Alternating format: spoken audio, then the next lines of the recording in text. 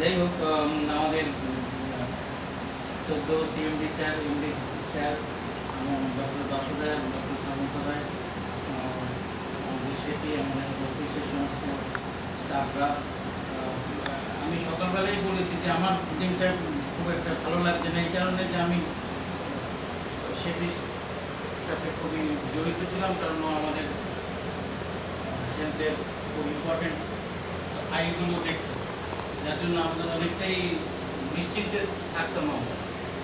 আমাদের garden rich কলোনিতে যদি একটা সিঙ্গেল মোস্ট ইম্পর্টেন্ট ফাইল বলা যায় তাহলে যে গার্বেজ ডিসপোজালের ফাইল, এবং সেকেন্ড হচ্ছে আমাদের বায়োমেডিক্যাল ওয়েস্ট, যেটা ছাড়া হসপিটাল বন্ধ হয়ে যেতে পারে। এই দুটো জিনিস সেটি দেখতো, সুতরাং সেটির আর কিছু যদি নাও করতে, এই দুটোই হচ্ছে এত গুরুত্বপূর্ণ যে হসপিটাল বা কলোনি এ করে দেওয়ার পক্ষে যথেষ্ট, অচল করে দেওয়ার পক্ষে, তো সেটা দেখতো।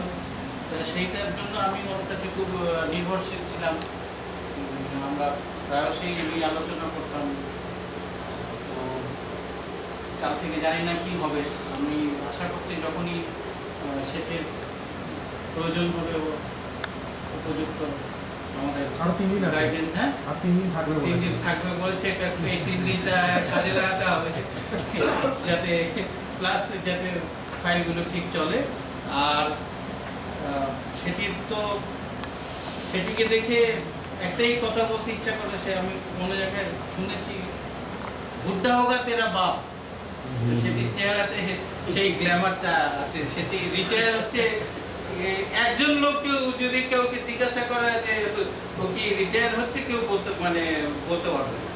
আবার জানি না ও কিভাবে এই যৌবনের রহস্যটা কি, যদি জানে যে আমাদের তাহলে যেন শেয়ার করে, তাহলে আমরাও এরকম ভাবে থাকতে পারবো।